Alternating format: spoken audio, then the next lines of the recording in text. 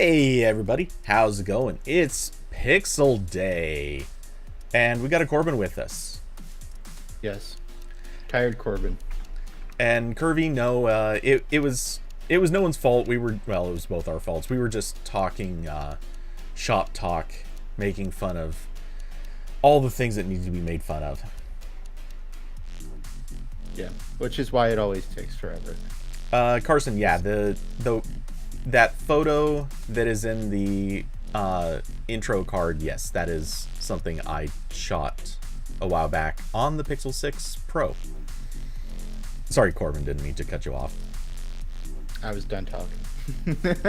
Well, good solution. Yeah. Yeah, so cool. I hear dogs outside. But yeah, Google things.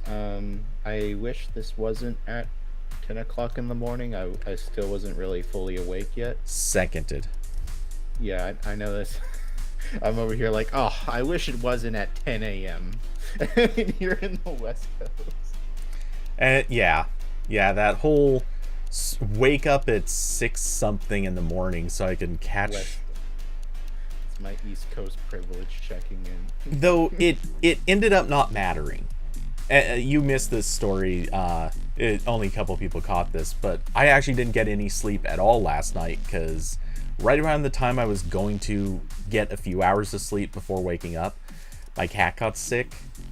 And yeah, weird. So it wasn't a terribly big deal, but she got sick. Oh, Corbin's mic is low? Wait, really? Do I sound low? Okay, I turned you up a little bit. Sorry, My input volume is still. Yeah, no, you're fine. I'll move it closer. Okay. No, I just, because your volume tends to fluctuate a bit, I turn. Wait.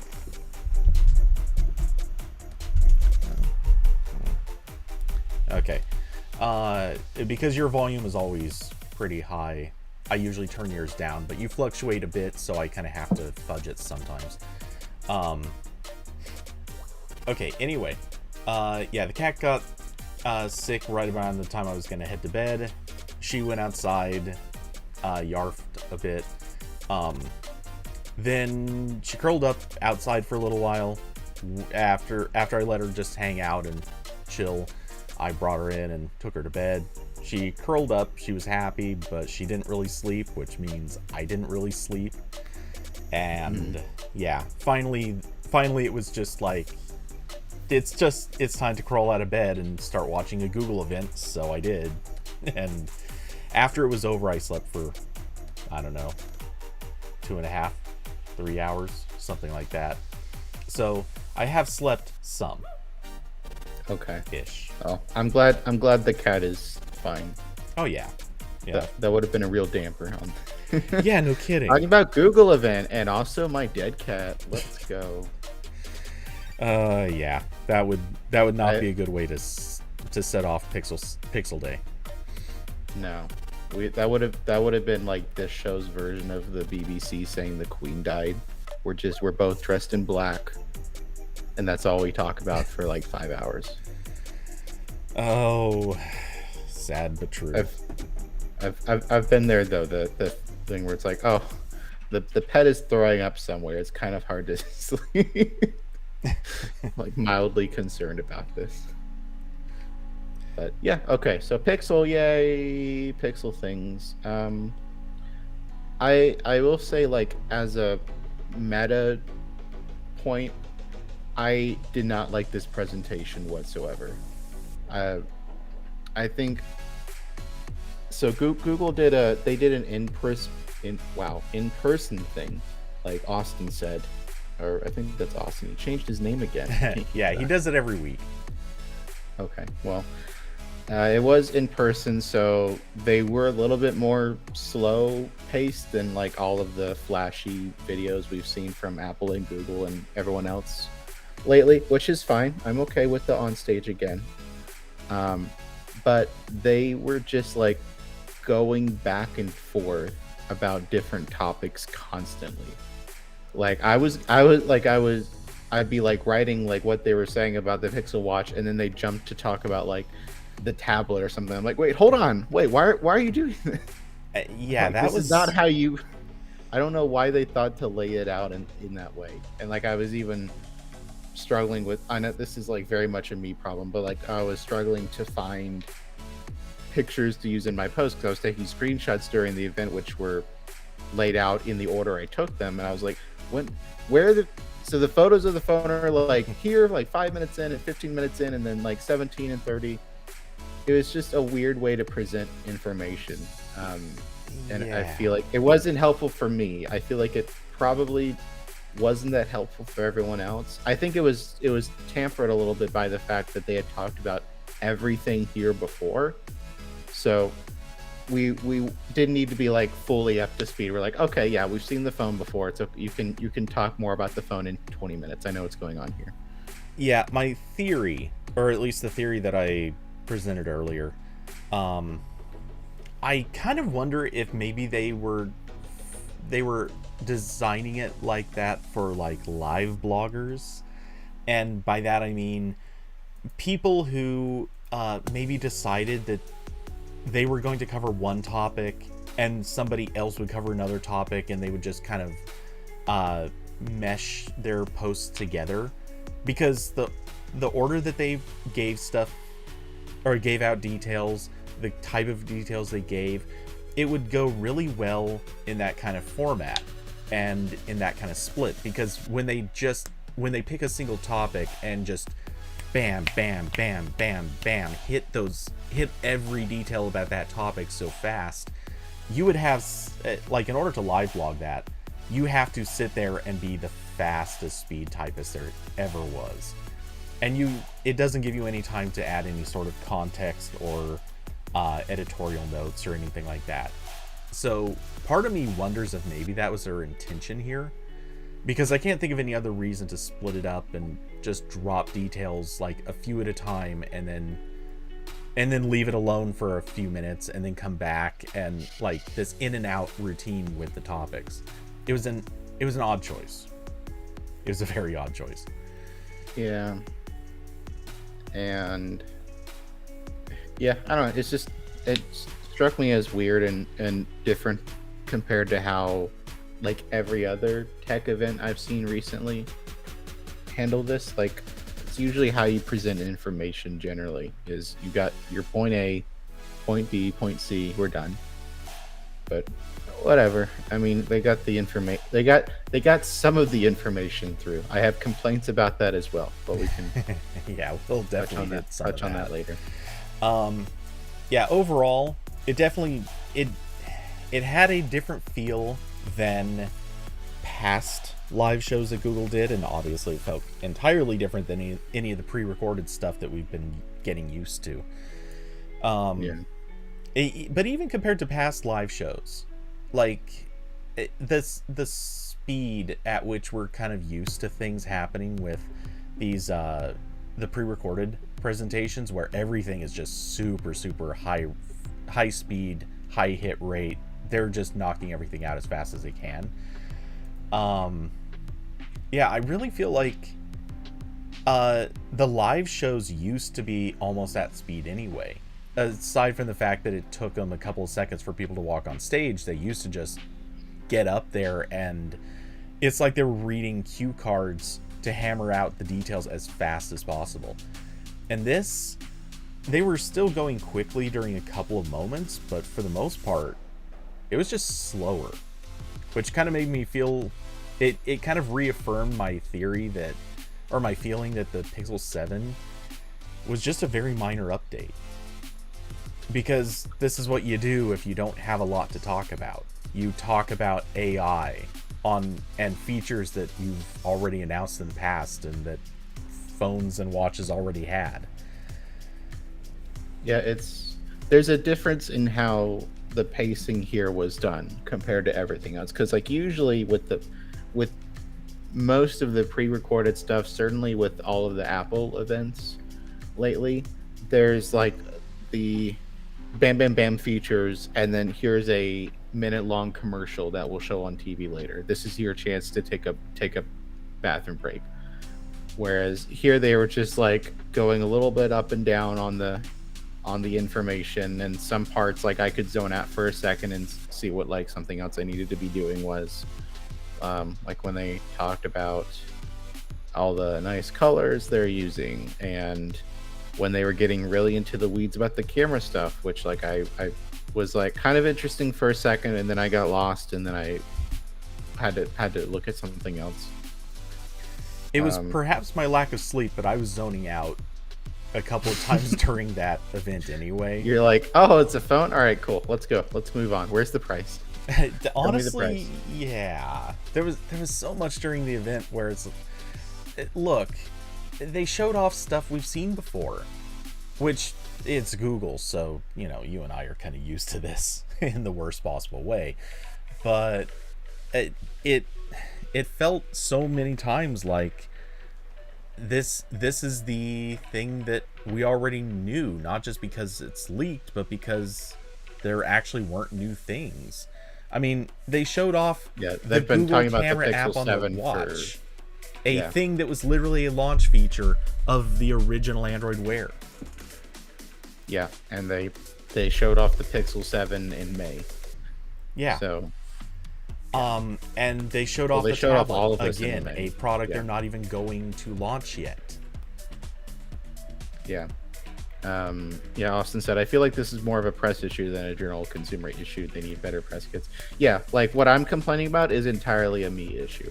Like if I am Corbin, who does not need to be writing things right now, I much prefer the Apple like quick hit. All right, we're in and out in like 40 minutes, and you've condensed as much information into that as possible for my limited attention span.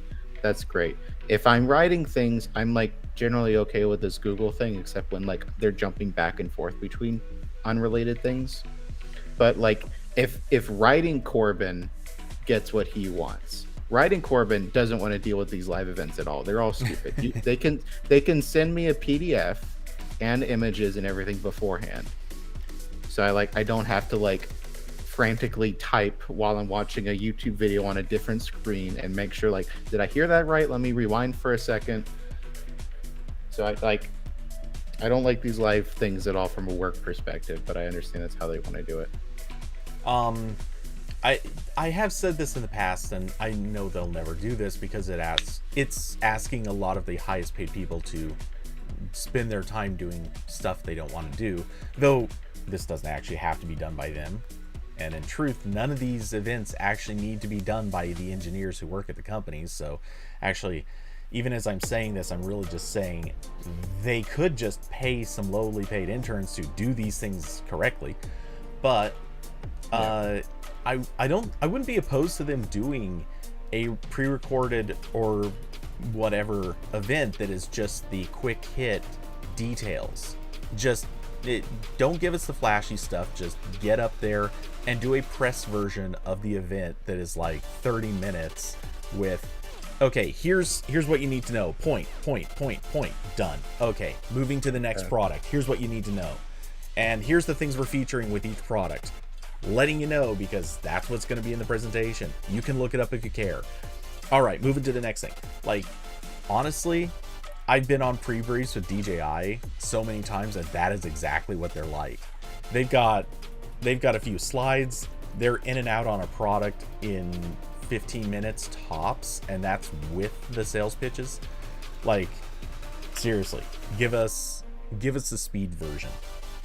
Yeah, this event like absolutely could be 5 minutes long, or 10 at the most. Unfortunately, this particular event, yeah. Because like if I'm trying to think, like I think probably the longest they spent talking about one thing was like the cameras on the Pixel, and that like chunk alone, like if you leave in everything, that's a couple minutes. But everything else is like, all right, here's the watch. You already know what a Wear OS smartwatch is like. Here's how it's different. Here's the buy link. You know, all that fun stuff. But yeah, whatever. Austin, you brought up the press materials being on Twitter. Why not just send them to press? Fun fact, they waited until the event was live, or until the event was nearly over to send those press materials to AP. And Corbin's telling me that they didn't even get them until after the event was over for a while. So yeah, they they have some institutional problems with their press team. Yeah, so I guess that's probably enough inside baseball. We could talk about the actual things Yeah. now that matter, and not just like, let's comment on the presentation format some more. I mean, we can always make fun of the presentation format, but Yeah, yeah. So anyway, I'd prefer a PDF, but yeah. yes, you would. So yeah. Anyway, start with the phone, the watch, or I don't know. Was there anything else? Phone, the watch, and the tablet. Yeah, That was it. part of me almost doesn't want to talk. Part of me almost doesn't want to talk about the tablet because it's not coming out for a long time. Part of me wants to talk about the tablet because it's the only thing that actually had new information during the entire event. Let's talk about the tablet. The tablet was a thing. Oh, okay, fine. I didn't actually prepare any links to the tablet. That's fine. It's in one of the Google posts, but yeah, so they like very briefly talked about the tablet back in May at IO. They were like, "Yep, we're working on one, and here's a picture of it," and that was it. I think they said it would use Tensor. I don't know if they ever specifically said like what chip it would be or anything like that. We got slightly more details this time. So they talked a little bit about the design. It's like the same smooth, rounded element that like some of their other hardware has. It has a nano ceramic finish on top of what I assume it's just plastic below that. Oh yeah, because they said it's recycled materials below that. But well, they were highlighting their recycled aluminum, but yeah, I'm sure they're going with plastic for this because it's also supposed to be relatively low cost, relatively speaking. Yeah, and they confirmed that it's going to have the Tensor G2, so it's going to have the same chip as the Pixel 7, which is that's good. It's probably that's fine. And the main thing they were talking about it was they confirmed what has been in the rumor mill for a long time and what Michal over at Esper found in a bunch of APIs, that this will be like kind of a Nest Hub where they're gonna have a speaker dock that, and when you like snap the tablet onto the dock with magnets, it looks like a giant Nest Hub. It wasn't super clear to me like what kind of, like, the software is still kind of an open question, because I know in other implementations of this, because Google's not the first one to try this, usually it's literally just a dock and does nothing, or there's like some kind of UI shift that happens when you plug it in. Like when Amazon tried this, they have on their Fire HD8 Plus tablet has wireless charging, and there's a wireless charging dock you can get from them, and when you slide it into the dock, the UI changes to basically the same thing as a Echo Show, like an Alexa smart speaker. So like it just fully transforms into the smart speaker thing. And other ones have tried it, and it's just like a plain nothing. Mm-hmm. This looks like it might be a mix. Like it's doing. They showed, well, that there's a picture of the. I don't know if you have it. I'll send you a link to my article, but there was one picture during the event where they showed the notification or the lock screen, and the lock screen doesn't look stock Android, or rather, when they were tapping on a media element, it expanded and it looked like the player from the Nest Hub. So they might be doing something here, but also like we haven't seen really Pixel UI on a tablet, so maybe that's just like like a normal Pixel tablet stuff. I don't know. Yeah, I'm looking at I'm looking at the software and I'm getting a distinct, like, here's sort of what the foldable interface would look like, and I'm also getting a bit of I'm getting kind of a hybrid of regular Pixel software plus the folding tablet interface plus like the 2-column the Nest Hub display. Like during the video there is during the video that they showed, there was a moment I saw, I think it was when it was responding to an assistant command, and it looked exactly like the Nest Hub software. So I think what they're probably doing is a somewhat custom version for this, which I call it custom, but let's be honest, if this goes on, it'll just become the standard version. But yeah, it looks fine. I don't see much wrong with it. I think it could be better for its particular format and how it's going to be viewed, because one of the things is, like, this screen with the notifications, that's kind of small and it's not going to be super readable. I'm sorry if I was touching this, or sorry if I'm looking at this from even a few feet away. I want those notifications to be huge. I want them to be nice and readable from several feet away. A tablet you use from, 2 to 3 feet away from you. Well, max. Like, chances are about 1.5 feet, I think, is actually where most people hold it. At that range, this would be fine. If you're looking at this from 5 feet away, those are too small. So yeah, and hopefully they have a good plan for this. And seeing as this is a device that's not coming out for several months, they have time to tweak it. Yeah, this is all non-final, and I mean, I don't know. I'm interested in the software stuff because I could see them just leaving it at this, where it's like, all right, you're gonna I could see them thinking that the main use case is you fire up a YouTube video or something, or a Spotify playlist, and then you clonk this on the dock, and then you just leave it alone while you cook or whatever. Yep. So you don't really need to see the screen, which is a different use case from the actual Nest Hubs. And also, this doesn't matter to me because I live alone, but if I was in a family of 5 household, this is way worse than a Nest Hub, because the Nest Hubs, because they're built on the smart speaker, they're really good at multi-user, using the voice detection to make sure that no one else can read your specific calendar, and not having really sensitive data easily accessible to other people. If this was in my house and I had a small child, I'm not gonna be all right, Timmy, you can unlock the tablet and see all my emails so you can watch Netflix while you're at the table. Well, we don't know. Maybe they will fix their multi-user experience. Yeah. Sorry, I couldn't say that without laughing.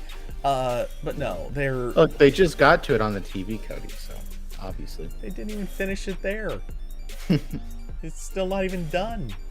Anyway, man, I honestly forgot they were even trying to make that work on the TV, and they still haven't even solved the car issue. But hey, whatever.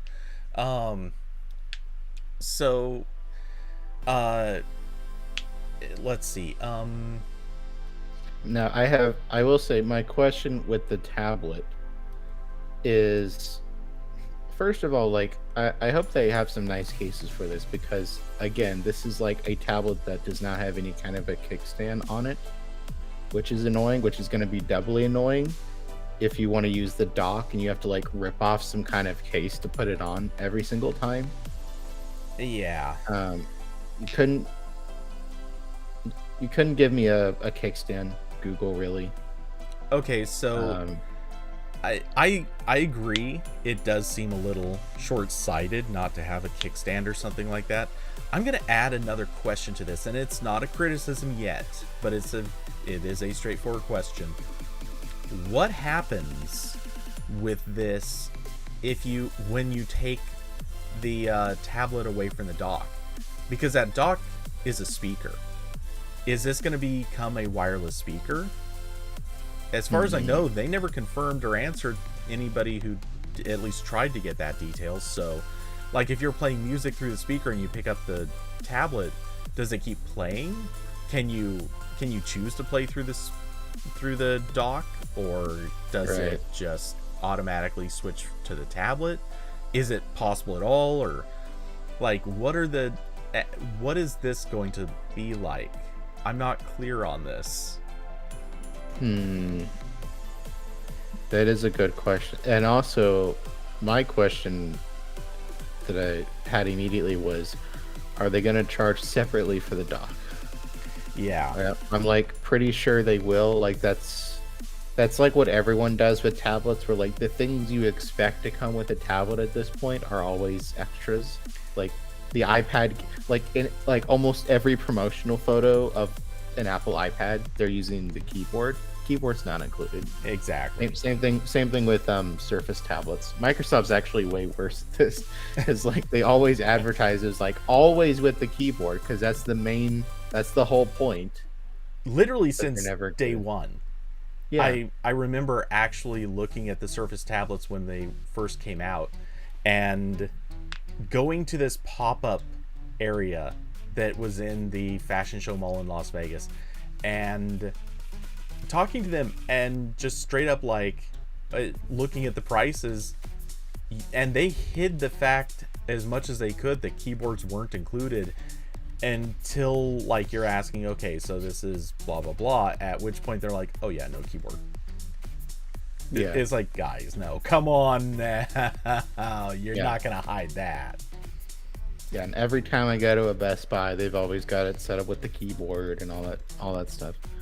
So my hunch is that they're gonna charge separately for it. If they do, it better not be more than like $30 or something. If this is just a speaker and a pass-through, especially if it doesn't work with anything else, like you were saying, like if it's not Bluetooth or something, that'd be really silly. Well, I'm curious if it even just works directly with a tablet when the tablet's not connected. But yeah, other devices too. I really am curious how much that speaker dock is going to support. But yeah, there's no way it's going to be $30 though.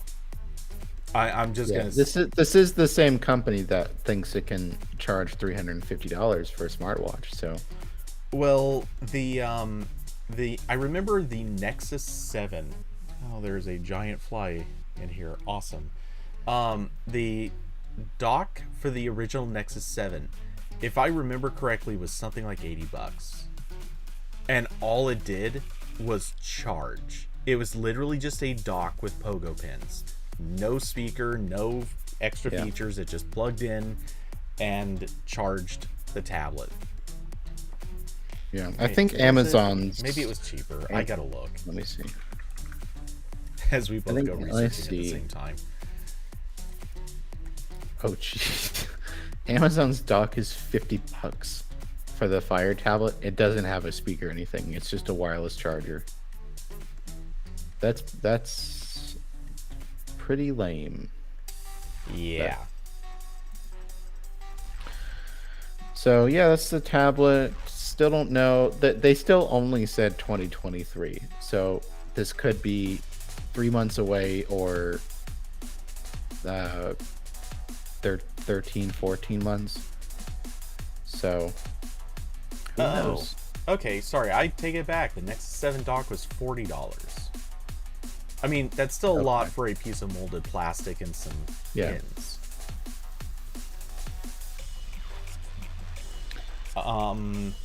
Let's see.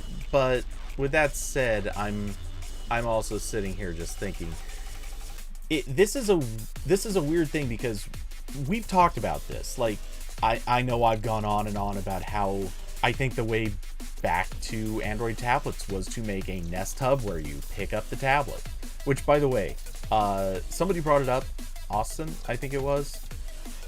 What's the experience like of docking this thing? Like, they show people picking it up off the dock, no one showed it as they were putting it back on. Yeah, all they said was like it's magnets. Yeah. So I assume it's just you like hold it close and then it clonks. But Yeah, at least it's not like, like I remember from my Asus transformer, like the little like clip you gotta undo to take it out. So the thing about that though is, think about how much weight it has to, like, that you've got to have that perfect balance point of being a strong enough magnet that you can set this thing against it and it will actually grab hold without getting like a perfectly lined up position. And also it has to not be so strong that you can actually just get it off by lifting it away. That's a balancing point that they're going to have to get exactly right, because otherwise you're going to have to like apply angular torque on this thing in order to unhook it, or you're going to set it down and risk the tablet sliding off and going crashing to the floor because it didn't get a good magnetic grip. Like, get anything wrong and it's really wrong.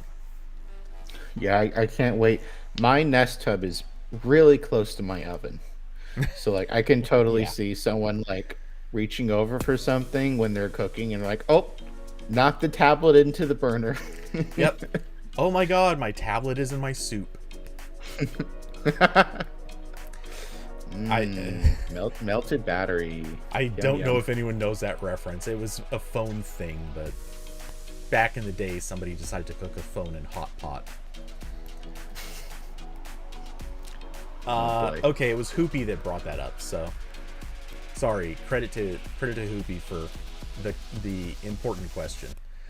Thank you, Hoopy. But yeah, there's a lot about this tablet that I'm curious about, because like I said, we've talked about this a lot. This is an idea we've been throwing around for like 2 years, and it's a good idea. I really do think a Nest Hub but removable screen is a fantastic way to reintroduce tablets to Android.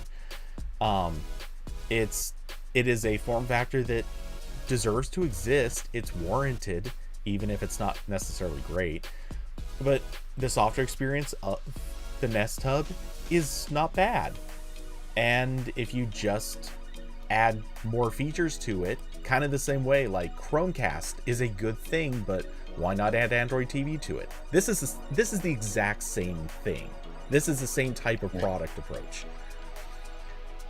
Yeah, but as long as they like keep the normal Nest Hub around, probably is a cheaper option. And like like there's gonna be, again, like if you have like a lot of people using something, it's gonna make more sense to get the existing screen, family focused version.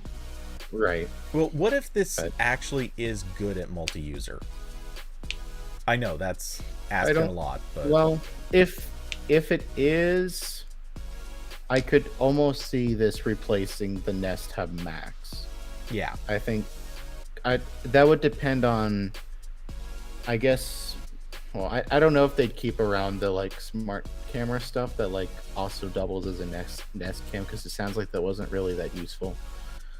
But yeah, like I could see this replacing the Hub Max, and they keep the current Hub around as a cheaper thing, because like you don't need a tensor for what most people want out of this, so you can keep the cheaper one. Well, you don't, but I get the impression that's just going to be going into everything from here on out. Well, maybe not their cheapest stuff, obviously, but yeah, I mean, I'm very curious how much tensor is costing them each time. Yeah, like my Nest Hub is a little bit slow to load YouTube, so I wouldn't be opposed to a faster chip, as long as it doesn't add $50 to the price tag. Yeah, right. So yeah, that's the did they ever say how big the screen is? I don't remember ever hearing a number. I don't either. I mean, it looks 9 inches, 10 inches. Yeah, it looks fairly sizable, because they've got the camera there as a point of reference, and there also is a picture of someone holding it, and it's definitely looks bigger than an iPad Mini, but not a lot bigger. I don't know. This could be like I don't know. 8.5, 9 inches. There. Okay, here's the thing. Like, I've got an Engadget post open, and there's the black guy holding the tablet, and I mean, that tablet looked like a solid 10-inch tablet in his hands. Meanwhile, there's also the one on your article where the girl's holding it, and honestly, at this point, I would almost start to wonder. It's weird because it looks smaller in her hands than it does in his hands, and he looks like a bigger person. Yeah. Which they need was it Shaq who was using like a Nexus 7 as a phone? Yes, something like that. We need Shaq in here to clear this up. And why do that with the Nexus 7 when there was a perfectly existing Dell Streak in the world? Mm-hmm. Anyway. Yeah, I don't know. Like, I feel weird about this tablet because, like, I wanted a stock Android tablet for basically for forever. Like, I had my Asus Transformer that I really liked, and everything after that was not Android because there like wasn't an option. Like, that was around the time the Nexus, like one of the Nexus 9s were around, but like neither of those were good. So like I never ended up getting one. I was swapping between like Samsung tablets and I think I got one from I was using like random Fire tablets at some point. So like this is finally what I wanted, but like now I'm using an iPad, and that's way better than whatever this is going to be. Mm-hmm. So it's like, great job, guys. Like I would have really liked to buy this like 2 years ago. But now I own an iPad, so. Yeah, so. And it's the same thing with the watch, while we transition to the watch, I guess. Yeah. Yeah, so finishing my I guess sort of ending thought on the tablet is actually, okay, I was going to go another way with this, but I'm going to go this way. What the hell else are they going to be able to say about this when they actually announce it in several months? Like, what else is there going to be? They've teased it at one event, which their tease was actually fairly descriptive. They've now shown off, like, they took a launch event and were just like, you know what, we need filler. We're going to talk about this tablet for 10-15 minutes. They did all this hype talk for this tablet that they're not selling for a long time. I'm just curious, like, what else are they going to be able to say about it? And if it is not, like, if they do not spend a solid 5 minutes showing off that it can do Gmail in columns, they've lost me. Like, we need a tablet interface for Gmail. We need a tablet interface for a bunch of apps. If they don't have that when they actually do the real product announcement, I'm revolting. Yeah, I imagine it would all be software. Maybe they have some, like, maybe they're putting the Tensor G2 in it so they could talk a little bit about the hardware, but I'm sure it's just going to be like, all right, guys, here's all of our Google, because like what they've been doing over the past like year is like very slowly updating their apps to look marginally better on tablets. Like it's not that big of a difference, which is kind of disappointing because they told me in a senior person at Google told me, like, this must have been a year and a half ago, I think, that they were like updating all of their apps for tablet support, and it's kind of like, all right, guys, move the column in the Play Store. Now it's on the side instead of the bottom. We're done. Mm-hmm. Which is, I mean, I guess I shouldn't expect anything different, but I by the time this is done, I expect whatever they're doing will be fully done and rolled out, and they can go, here's all of the Google apps that look pretty good on the screen. Not the best, and the iPad apps are probably better, but here they are. Yeah. And if they end up having like a special mode for the dock, then they can show that too.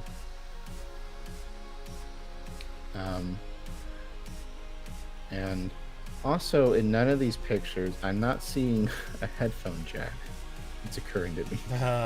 Well, I mean, I don't love that, but for something that's supposed to be sitting stationary on a dock most of the time, I can kind of see that. Plus, well, yeah, let's see. Yeah, there's no visible sign of a headphone jack in the pictures of the dock itself either. So Yeah, it's come on, guys. Again, like I really don't get. I know why like Apple doesn't do that because they want to sell you AirPods, and I'm sure Google would love to sell you their earbuds. But like Google, you are the underdog in this situation. You sell nothing.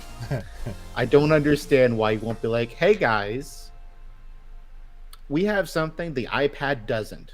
Just that statement alone, you can do that. But it's like, no, we're going to do the same stupid shit as Apple. And you don't even get good apps. There's no Photoshop on this. yeah, but there's a better keyboard. Blows my mind. Better, softer keyboard, that is. Yeah. Anyway, so now I'm mad about the tablet, so we can talk about the watch. The other thing I'm mad about. David said, "Does that mean they'll have a separate event for the tablet?" I hope not. I don't want to sit through that. I'm confident they won't have a separate event, like a dedicated event for the tablet, but I'm going to predict right now the tablet will probably go on sale either at I/O next year or possibly they'll wait until the Made by Google event next year. But holy crap, if they wait that long, that's the problem. Frankly, it's gonna be like every major video game. They'll just show you 3 minutes of it every year for 5 years. Sounds like a OnePlus product announcement. Anyway, moving on. So there was a watch. You wear it on your wrist. Did you know that? Yeah. And to go with things that you put on your wrist, they have straps, custom mounted straps, because that's what the world asked for. More custom strap mounts that no one else uses, because the system that already existed was not good enough. And this is going to become a bagging on Google stream. I'm here for it, Cody. Yeah, I know you are. They make me sit through this event when they could have sent me a PDF. This is what they get. This is their punishment.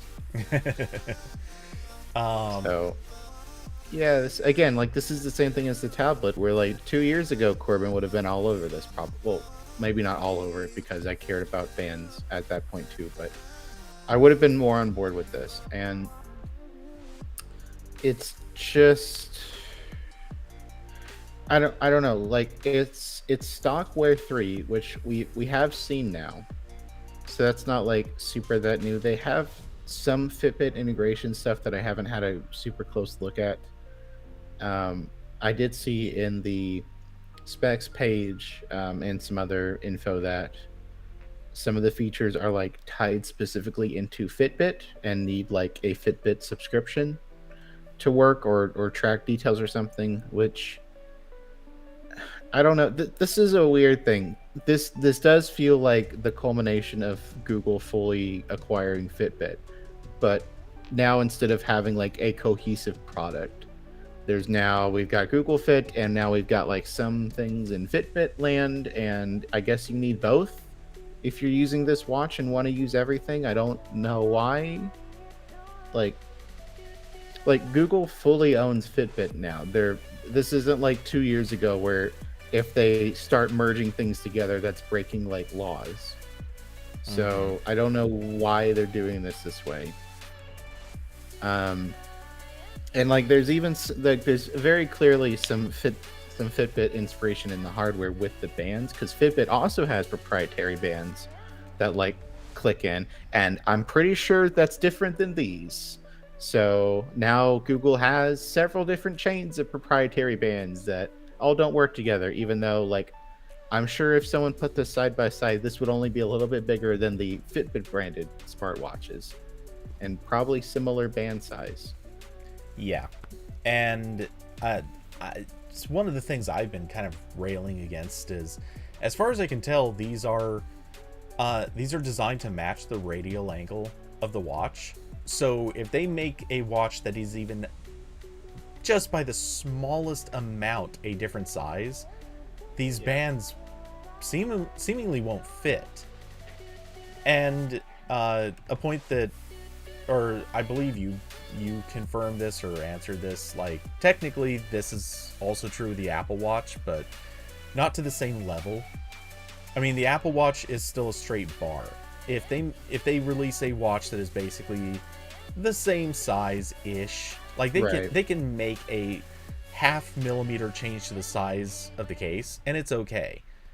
Google can't exactly do that. That's not how these things seem to be shaped or designed. So, right, that's not how circles work. Yeah, they're really just locking this into a very specific case size, which we don't know what they're going to do in the future, but that sort of half eliminates being able to make better, nicer designs and still keep using these watches, or rather the straps.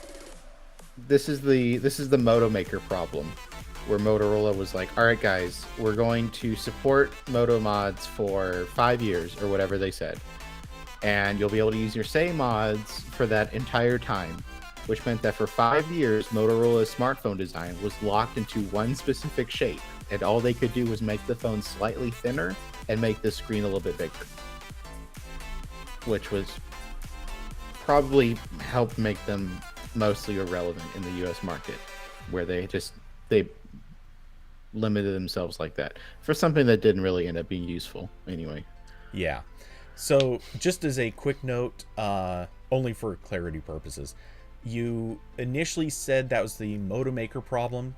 Moto Maker was the thing for customizing your phone to look a certain way with like custom backs and colors and whatever. And then you unintentionally corrected or whatever. Then you said Moto Mod, and that's the right thing. So Moto Mods were dumb because they were very specific to the size of the back of the phone, and who knows what the hell they were thinking of that. And I just grabbed my Galaxy Watch, which I haven't used in a little while because I've been using the iPhone, but like you can do this kind of like smooth fit radial thing and still have a normal watch connector, because like this is literally what Samsung does. I have my Galaxy Watch 4 here, so this is the last one, and at a glance it looks just like the Pixel Watch, where like the band like kind of has a curvature and there's the like bezels, but like if I take this off, hold on, well, I guess now we know why they needed a proprietary connector. Yeah. So like it has that curvature, but it hooks into just a normal mount, and when I take this off I can use normal bands with this. This is just a normal standard with, like, they don't like look as good, like they don't have the same radial thing, but that gives me more options, and Google could have just done that.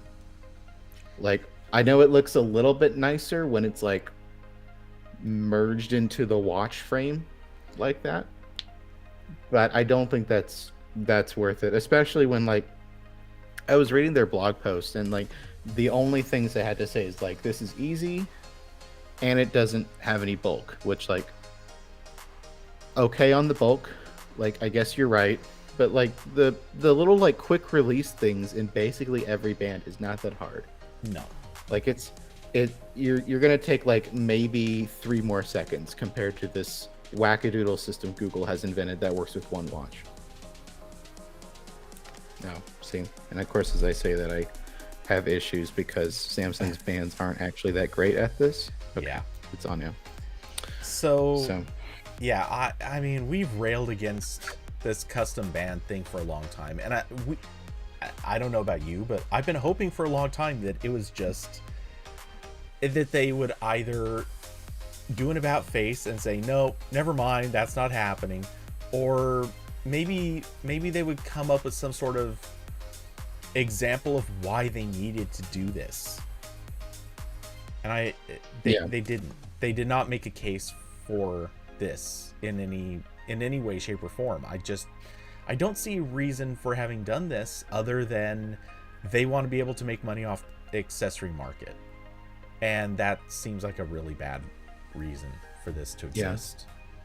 Especially because, like, they could have done this.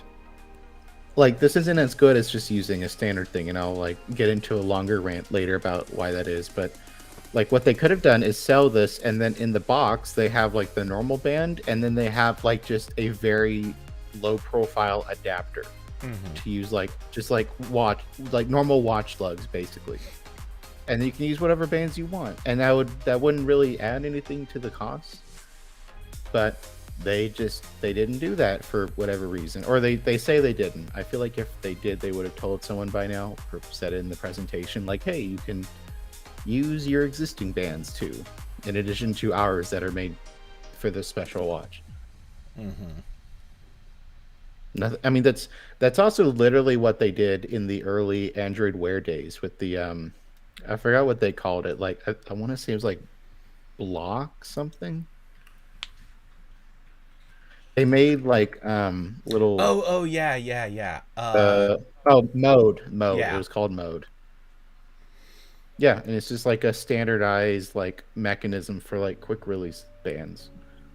And it was like a little like extra pin thing that hooked onto the bottom of watches, but yeah, it wasn't great. Yeah, I know it wasn't, but like that'd be fine here because like they just click into lock here, and then you got your attach. So again, I don't know why they didn't do that. Yeah, honestly, I know why it's greed, but I can't think of another reason why.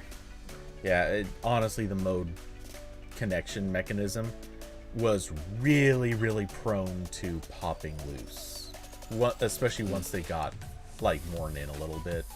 So yeah, I would not have stuck with those anyway.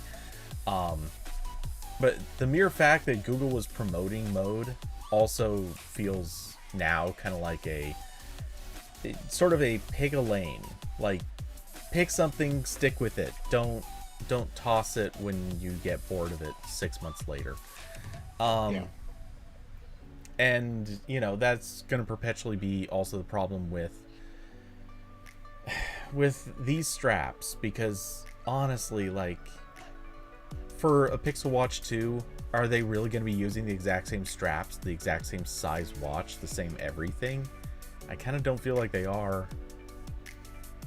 And we don't even know if there's going to be a Pixel Watch 2. Like that, even that's fair. A bold assumption. That's fair. Though this could end up exactly like their Chromebooks, where they make this, and then maybe in 2 years they make one that's like a budget model, and then that's it, they're done. And we never get this again. Yeah, that's certainly a possibility. I don't want to write off any outcome, but yeah, it's so hard to tell what they're going to do, because it feels like they're making this as a response device at this stage. It's unclear what else to call it, because it's not like they weren't accomplishing all this stuff with other manufacturers. I'm not saying Fossil's been their greatest partner. I'm not saying Samsung is a perfect, wonderful partner here. But at the end of the day, what is the Pixel Watch really doing that you didn't get with the Watch 5 or with any of Fossil's watches? Yeah. It seems like their only real argument is it gets software updates faster. Maybe. We think. Possibly. Other than that, it's just a Google branded smartwatch. Is that special or different? So far, they haven't told me why it is. Yeah, because like I don't know if the Mob Voy watches have like EKG stuff.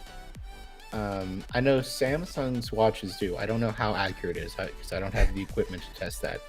But I know they have it, but that feature is locked to their phones. Yeah. So if this has that and that's not, then I guess that's better, but also some of it will be locked behind a subscription. So I don't know if that counts as being more accessible. That still infuriates me.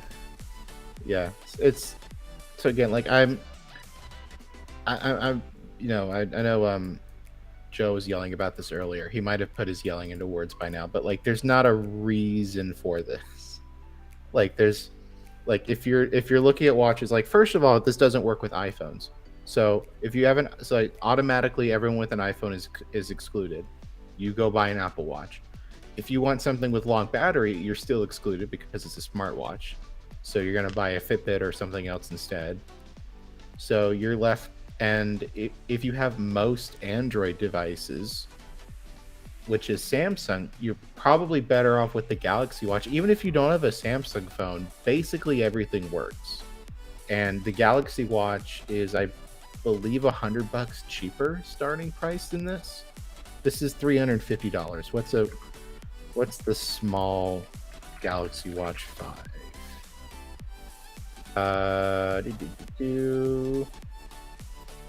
$279. Yeah. So like, why would you get a Pixel? I need someone. I need Google to answer this question.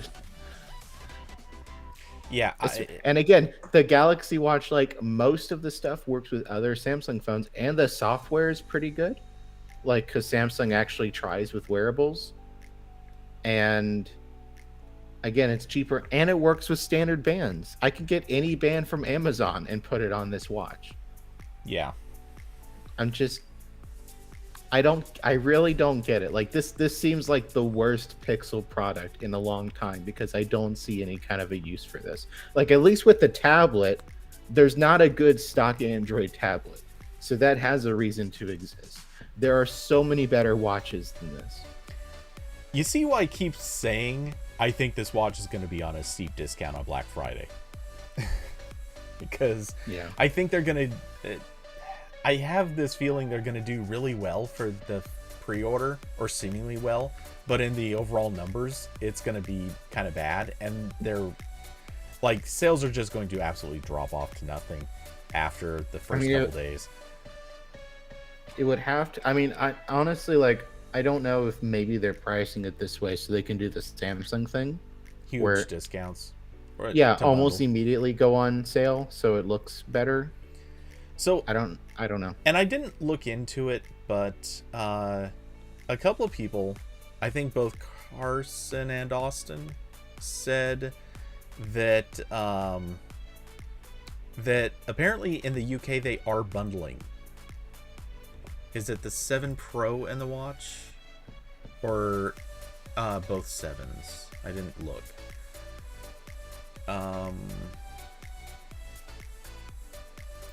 Oh, with the phones? Let's see. Yeah. I know I saw that somewhere. I'm pretty sure I didn't just stream it. What happens when I go to the Pixel 7 Pro one? I'm seeing things for the trade-in discount. Not the watch, though, unless I'm on the wrong page. Google's website is not that good. I mean, are you looking at the UK store? No. Is that it only in the UK? Okay, Carson says, damn, in the UK they're giving a free Pixel watch with the 7 Pro. Okay, yeah. I'm just seeing the trade-in discounts. Although I did see that Amazon is doing the thing they did last time, where if you pre-order, you get a $100 Amazon gift card, which is nice if you use Amazon.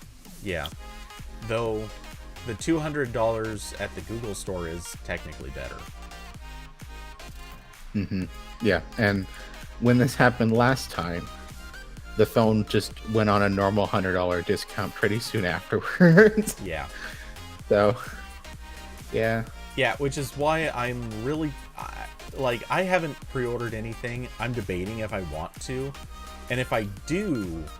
like, I'm kind of thinking if I do, it would be a trade-in of the Pixel 4 with AT&T to get the phone discounted And then, which the one thing that would worry me is if they're gonna lock the phone to AT&T, that would kind of anger me. But then I would have that $200 that I could just hold on to with the Google store, and then when the watch goes on its steep discount, I could get it then, because I have a feeling it's gonna drop at least $50 for Black Friday, and maybe more. But another part of me is like, I don't know, I'm not sure this phone is gonna hold its price that high either.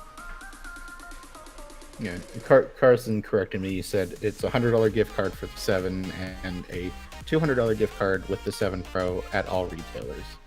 So not just Amazon. Which is, that's good. Again, I'm sure this is going to be a normal discount in like 2 months if the past 5 phones has been an indicator. Okay, so Austin said a couple of things also. Immediately, I just got to give credit. He's exactly right. Pixel Clips, definitely the worst Pixel product. No, you win on that one.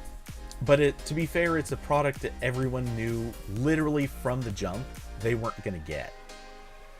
I feel like this is different in at least the fact that a lot of people want to get it, even though they don't realize yet that they don't want to get it. And the Pixel Watch is still valuable in that it's a smartwatch. Yeah. But yeah. Now, Carson, you're right. On a technicality, I guess that wasn't a Pixel product, but still, I think we can. Yeah, it's a technicality. It's an honorary Pixel product. It's an honorary Pixel in the fact that it was a bad product. Yes. Let's see. All right, and the other point that was made was this seems more like a fashion product than anything else. I agree, but I also disagree, because it just does not look like a fashion product. It looks like every other smartwatch. It doesn't stand out. It's not distinctive visually. Not really. I mean, it's not the worst thing I've ever seen, but it doesn't yell to me different from any other smartwatch. It doesn't yell to me different from the Apple Watch outside of the fact it's round, which again, just like every other Android Wear watch and half the other smartwatches that are non-affiliated, let's say, kind of like OnePlus has theirs. If it's going to be a fashion watch, it needs to actually be fashionable, and nothing about this screams fashionable, unless, big bezels turn you on. I mean, this is just a normal smartwatch that has interchangeable bands. So it's kind of in the same category for me as I don't know, like it's just a very plain watch that I'm sure was fine with most stuff. Whereas something like the more gaudy Fossil watches, like that's a specific look that maybe kind of looks weird in some situations. But this can kind of fit most stuff. Again, like the design is like fine. The bezels are kind of silly though, especially given the price. Like I pulled up a picture of the original Moto 360. I was like, this still kind of looks better. I know the flat tire thing was stupid, but it did look a little bit more futuristic. Now, granted, that had not only did it have proprietary bands, but you couldn't really take them out. So I'm not saying that design was better. Okay, really quick, I just want to say, and also the battery on mine expanded a lot, and I can't turn it on anymore. Yeah, the flat tire. Really quick, let's just acknowledge Motorola does a flat tire, and it gets mocked relentlessly. People hated on it, though some people loved on it. They did some neat stuff with the flat tire. Apple comes out with a laptop with a freaking notch. Let's just agree, Apple did it worse. If you're gonna talk about any concessions made for a camera module, or well, it was a light sensor in Motorola's case, but if you're going if you're gonna have a blacked out space on a screen, sorry, but Apple did it worse. The notch is unnecessary on the laptop. At least the watch, it kind of made sense to have the flat tire, and it did not destroy the usable, or it didn't make the usability worse on that watch as a result. Okay, rant No, over. it just made the round faces look a little bit weird. But Some of them, yeah. it's fine. But some of them did a really neat job of kind of compensating for it. So, Yeah. So yeah, that's the watch. I don't really have much to say about the phones because they talked about the really phones quick, the actually, most sorry, before this. Sorry, I want to go back. I have my own rant about the watch. One you will appreciate because I guarantee you forgot about this. But it's one that we need to talk about. The charger. The effing charger. It does the same thing that I hate about every smartwatch charger that anyone does. Fixed cables. It is a puck. Oh. There. Yeah, see, did I call that or what? I think Austin said earlier that like Cody is like, you're specifically gaslighting me. That is 100% what's happening, right? How so? I mean, this should gaslight everyone, but yes, you were like, I know Corbin, you were really annoying. You finished your annoying comment. I'm gonna make you more annoying. Here's something else for you. That's not really gaslighting, but okay. That's true. You're not telling me that the Pixel Watch doesn't exist. No, the gaslighting was. I wish that was true. Was the part in the very beginning when I kept saying really good things about the watch sarcastically. Anyway, so this is the stupid design where it is a puck with a fixed cable coming out of it. It is a unique puck. There is no other puck like it. It is a thin, lightweight, very flexible cable, which means it is basically designed to be broken. Which means one of these days you're going to be carrying this around on your trip to whatever city, and you're going to break this thing. And the only way to get a new one, yep, you know it, order it straight from Google or maybe Amazon. Wait the day or two or four for it to arrive. And by then your watch is dead, which does of course bring us back to Austin's other question. What about reverse wireless charging? To my knowledge, yeah, they don't have that. Though to be fair, if you've ever used that, like, it's so bad. Yeah, that's actually the worst. That's worse than no charging. It kind of is, because the speed at which reverse wireless charging works, like, you got to leave a phone on, or you'd have to leave your watch on top of a phone overnight to get, what is it? I think you can get to about like 30 or 40% doing that overnight. It's really slow. And you have to be super, super careful about how you place it in order to get it on and have even a remotely decent charging speed. It's just it's all kinds of a bad experience. So yeah, I mean, so we've got the proprietary charger to go with the proprietary bands to go with the features that need a subscription, and oh boy. And it's overpriced to boot. God, every single thing we're saying about this watch, plus the bezels, plus the old SoC. God.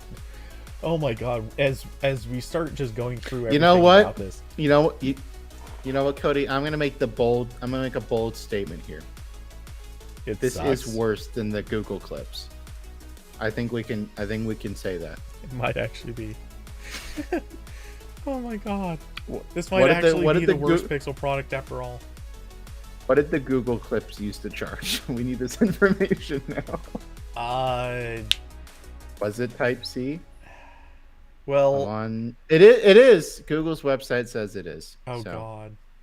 I was gonna guess that it was maybe a wireless charger because it was waterproof, but wait, was it waterproof? Maybe it wasn't. It was such a dumb product. But yeah, this page doesn't say that.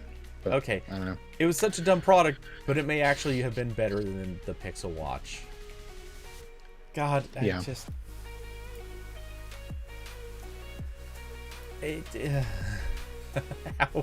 How?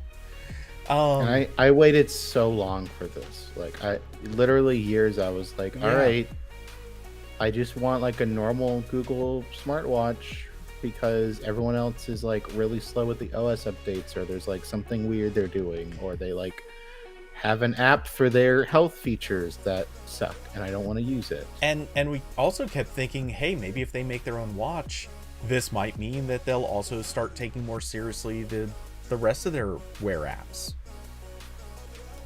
Well, that one still could happen. They have been updating those, but that's more just because the Galaxy Watch can use them now. Well, and I would argue that they're also updating those kind of in burst mode. You know, do a lot of it right now. The real question is, will they be doing this in a year, 2 years, etc.? And that's a wait and see kind of thing.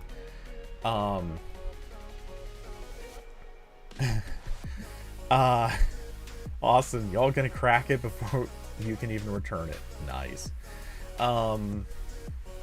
Yeah. Okay. So I will give one point of credit to the charger. Uno. I see no pins, which means it is very certainly a wireless charger.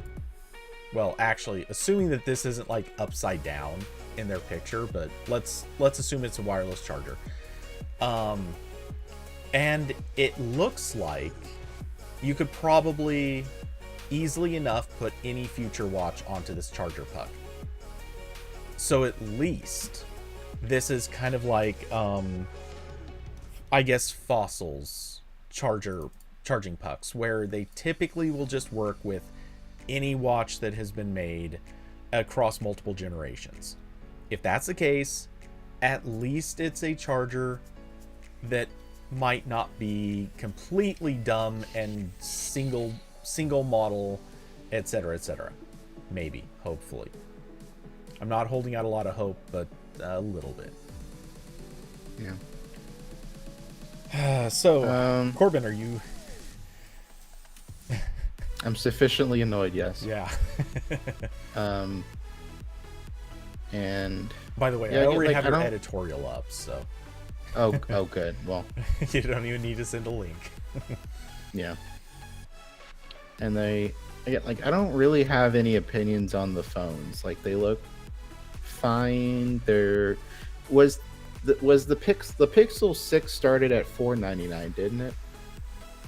Or was it always $599? Pretty sure it was always $599. And everyone, I swear, I keep hearing everyone say that the prices haven't changed. So, I'm pretty sure that's the story. Is $599 for the regular, $899 for the Pro, plus obviously an extra $100 for every storage increment you want to go. Yeah. So the base Pixel 7, it's not like as wild of a deal anymore because we're now used to it from a year of the Pixel 6, but like it still seems good. Like there's not really anything else in the Android space in that price range. Like that's still kind of the no man's land. Like the mid-range Samsung phones end at like 500, 550. Yeah. And then you jump up to the fan editions and the normal Galaxy S phones, and Motorola has a couple things in here, but no one should ever buy a Motorola phone. So it seems like a good price. I haven't seen... I saw some stuff about maybe the new Tensor chip is not like that big of a performance boost. Well, it's using a lot of the same cores, or at least some of the same cores as the original, which for a year later, that seems iffy, especially since some of the cores, I think 2 of the cores in the original Tensor were already kind of old when they got used.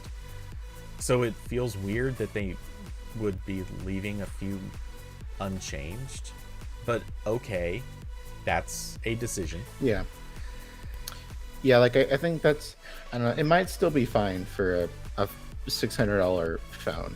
It going up to the Pro, you do get, again, still the better cameras. I do worry about the chipset there, because the Pro starts at, what is it, $899? Yeah. Yeah, that's flagship money. You can get like a good iPhone for that. I don't know if you could get. I mean, there's obviously like the S21 and stuff in there. I don't know if that would really be better. Or I'm sorry, S22 or the S22 Plus. I know the new hotness is the phones with like a Snapdragon 8 Plus Gen 1, because those are the ones using TMSC's smaller process instead of Samsung manufacturing, so it's faster. But I don't know if those are really around this price point at all. Yeah. So my take on the phone, and I mean, I've said this so many times now, it feels repetitive, but it is a relatively minor update. A new chip, but not at least what we know right now, it seems like the chip is not significantly different.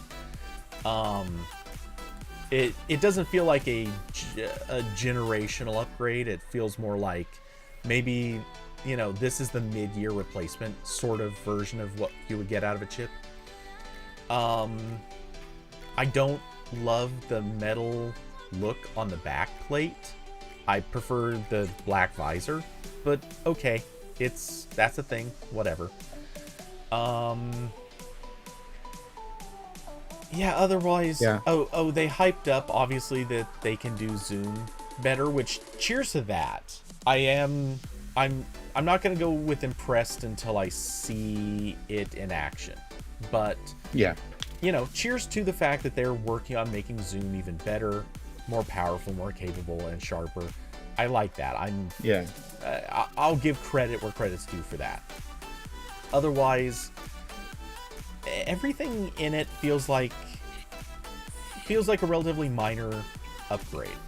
I think it's interesting that they have a face unlock feature built in now. That's odd, but okay.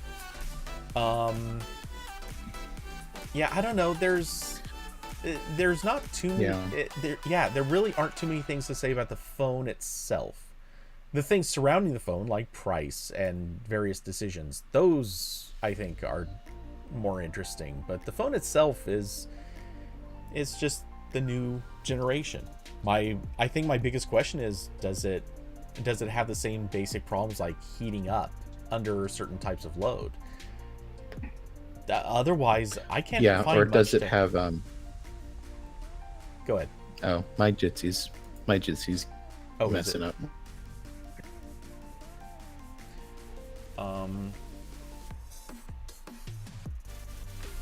I've returned. Okay. Yeah, like and especially if there's still, I really hope there's no modem issues. Yeah. That would be unfortunate. Oh yeah. Austin brings up that they have a VPN just built in. Which, yeah, you get the Google One VPN for free. Yeah, a part of me hears that and I can't not think that that's to their own benefit in some way. I know they're framing it as a customer benefit, but some part of me thinks that maybe they're getting like traffic data off of that or something like that. Something that makes it worthwhile to them. Kind of the same way that everyone knew Google Photos, the reason they originally offered that as free unlimited was because they wanted photos that they could feed into their algorithms. This feels like we just want to get traffic data sort of solution. Yeah. Which, okay, I kind of don't care. That's fine. Because frankly, Google's ad targeting is not that great. Evidently, it's weirdly not that good at targeting me, at least. But hey, go for it. Do what you can do. Yeah, like as long as the internal hardware is like moderately keeping up with everyone else, and We worked out the modem issues. Like, this seems fine. I don't think we need to keep doing, design change for the sake of change every year. So I'm fine with these updates that just you made a fine phone and it's like pretty price competitive. Good job. Yeah. And again, like I've said this for years, we really don't necessarily need like the latest and greatest, the hottest processor every generation. It kind of, as long as it performs well and doesn't drop frames for the most part, I'm actually pretty okay with the idea that a processor could really go 2 years in a phone and it's okay. It is notable, though, Austin said they used the same cores on a new process node, which means they had to redo all the integration. So I guess it is effectively kind of like a new chip, except it is still the same cores. So, yeah, there's definitely some changes, but will those have an impact on anything? I don't know. My biggest question, like, if I throw a basic game on here, is it still going to make the phone pretty warm? Because that was a thing with the Pixel 6 Pro, and I don't think there's a good explanation for that. Okay, so sidestepping the technicals, how about the actual buying of this? So again, like, the prices are great. Well, the price for the regular is great. The price for the Pro is inexplicably a lot until higher. we see, until we see what that performance is like. Because again, that is iPhone money. That's Snapdragon 8 Gen 1 money. Yeah, why? I mean, I'm not even complaining about that. I'm just I look at the regular and then I look at the Pro and it's like, why is the Pro like 50% more expensive than the regular? What justifies that? Because all that's really there is the camera. Was there anything else? Actually, I don't remember. I know last year the screen's bigger. Oh, yeah, but only a little bit. Yeah. Was there actually a difference? I guess I don't have that open anymore. 120 hertz versus 90 hertz. That is not a good difference, though. I know some people think that matters. They're wrong. Let's see.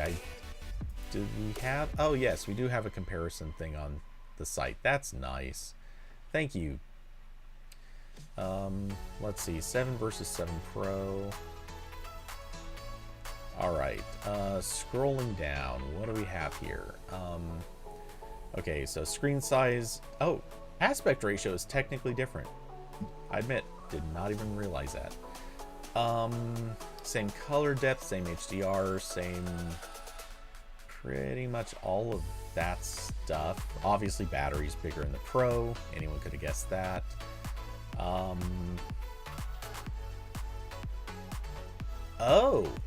Okay.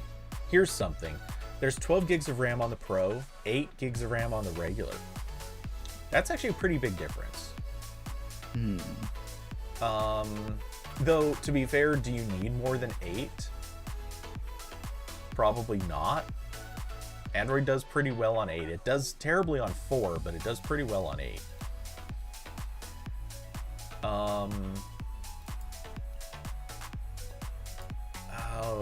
And then the telephoto camera. Okay, here's another thing, the macro focus. Okay, so telephoto, macro focus, more RAM. That's it. Those are the differences.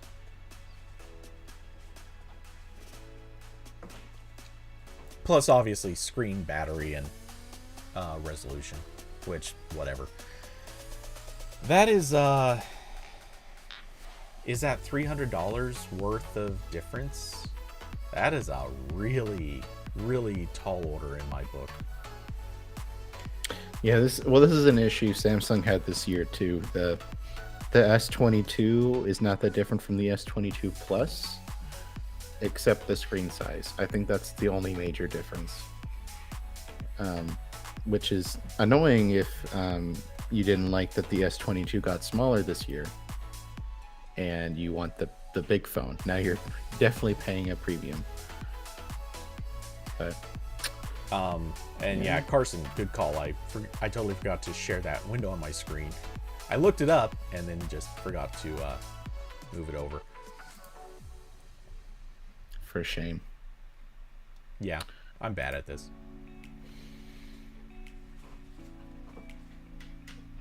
Anyway, I am now scrolling back over the page and highlighting all the spots that I talked about. Hey, you know, I know what I'm doing. Ish. Yeah. Anyway. So, yeah, it bugs me that that's the price difference. More than that, though, it really bugs me that when I went looking on trade-ins for the Pixel 6 with Google, the Pixel 6 trades in at a ridiculously high value compared to its sell price. Like, good enough that you'd be mad not to trade it in and upgrade to a 7. But if you're looking at a Pro, the difference between the 6 and the 6 Pro is about, I believe, $40 across the board, regardless of sizes. It's $40 more if you trade in a Pro. That is insulting when you paid $300 more to get that model. So this is a distinctive, like, Google, you gotta do better. Like, fix that. I wouldn't expect to get the full $300 back. Carson, you think it's 80 more? At least when Zach looked it up earlier, he found it was 40 more, but it's possible maybe I've got that wrong. I don't know. I didn't check all of the numbers. Nevertheless, if it's anything under 150, honestly, it is not acceptable. At a minimum, they should have had a 150 bump on the trade-in value to go up to the Pro. And frankly, it should have been 200. But okay. Yeah, because this is how you lock in people for an extended period of time. Yeah, it really is. You're not going to have customer lock-in if you have bad trade-ins. Like, seriously. Yeah. This is why I went out of my way to get a Samsung S22 several months back. Because, seriously, I just wanted to have a phone that I could start using for trade-ins, because Samsung will basically just give you a phone if you send them back your old one. You don't have to pay very much to just be in a permanent upgrade cycle with their phones. That's awesome.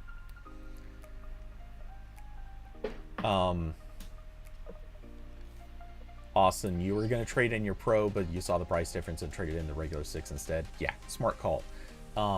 And this is why I'm kind of looking at the AT&T offer, so that I can trade in my 4XL, which is just the oldest Pixel I have that they take on the deal, and that would get me a 7 or 7 Pro for a huge discount.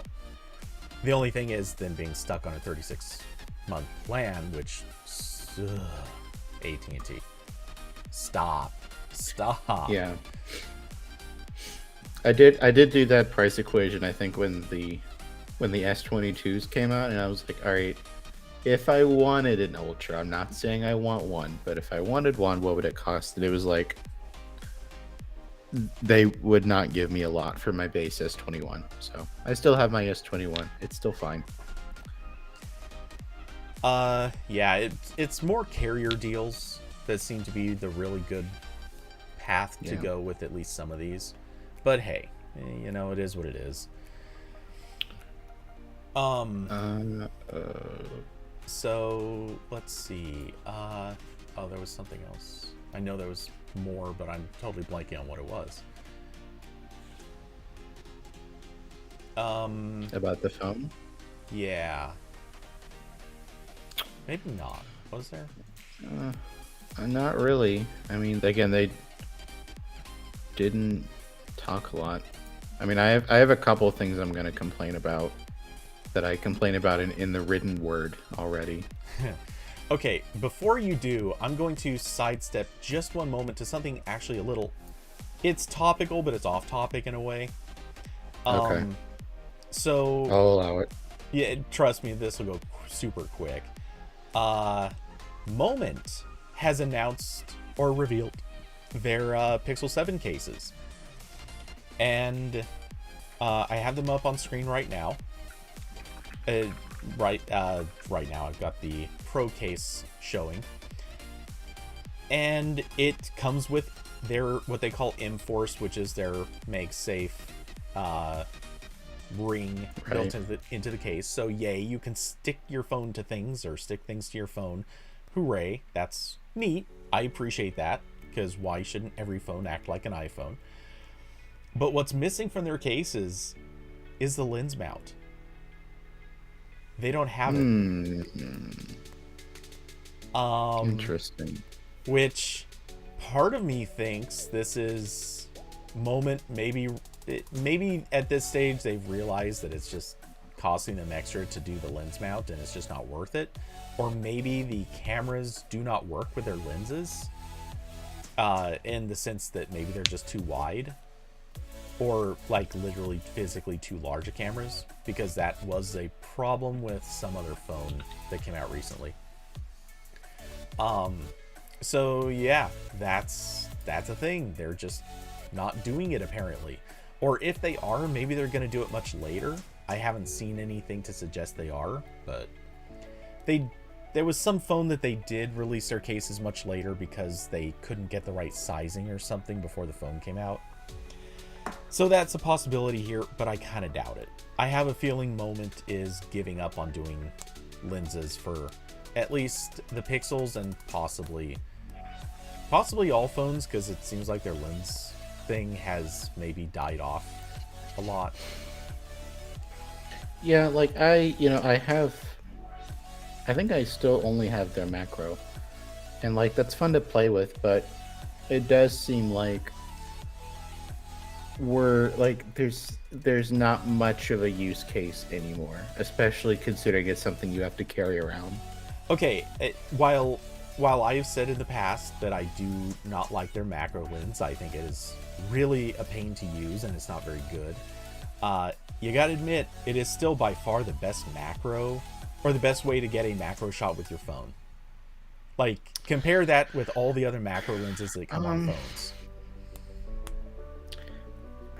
I mean, I don't know, because like my issue is that it's like the most shallow thing I've ever used in my entire life.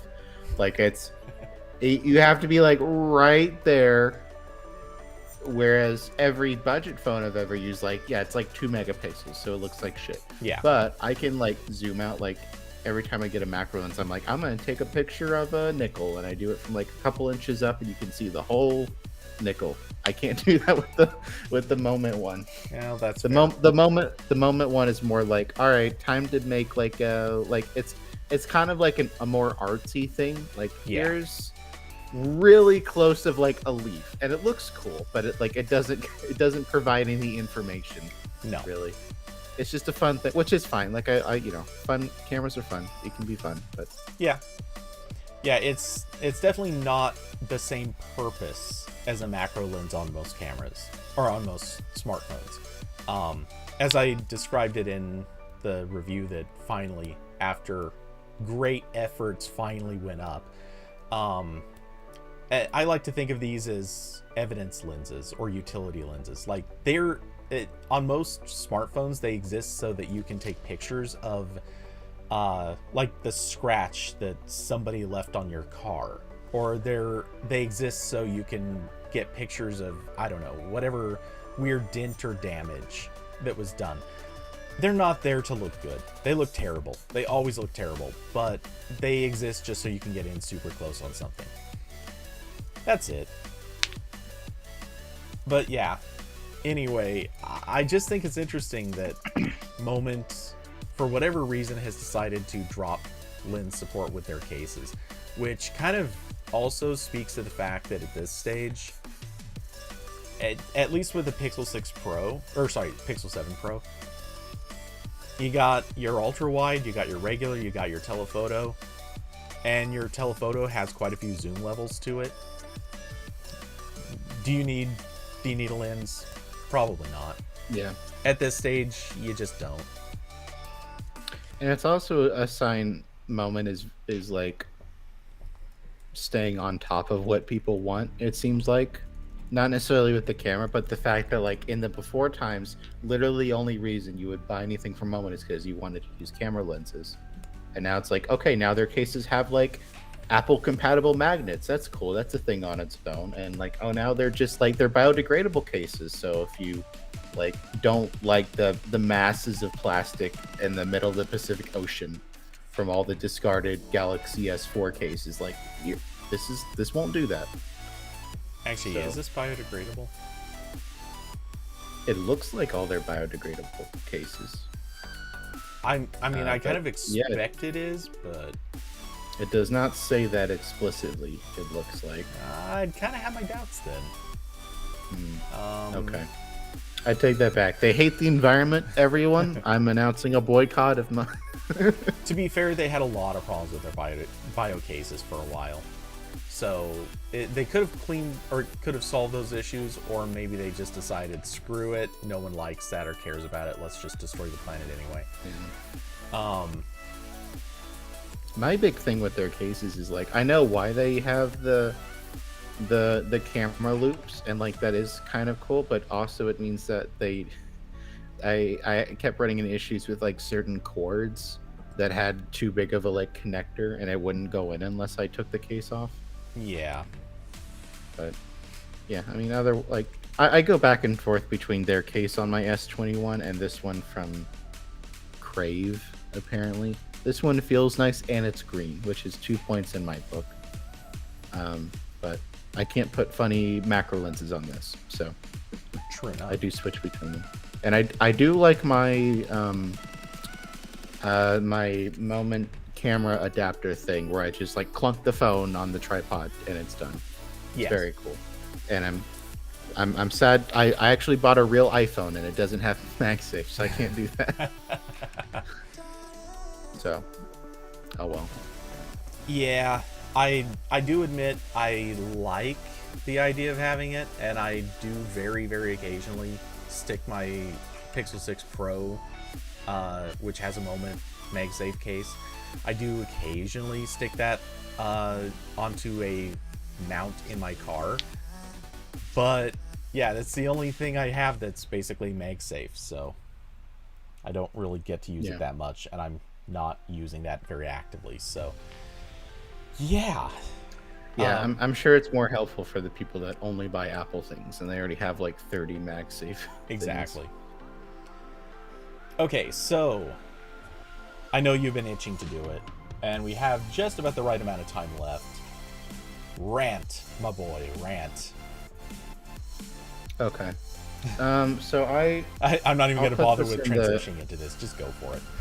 I'll put this in the YouTube chat, but I wrote a thing after the Google event because I already mentioned that I didn't like watching the Google event. It wasn't laid out very well, but I also didn't like watching it because now that I have to watch all of these tech events, I'm getting really tired of the obligatory bit where we talk about how good we are for the environment, which it's good they have to do that.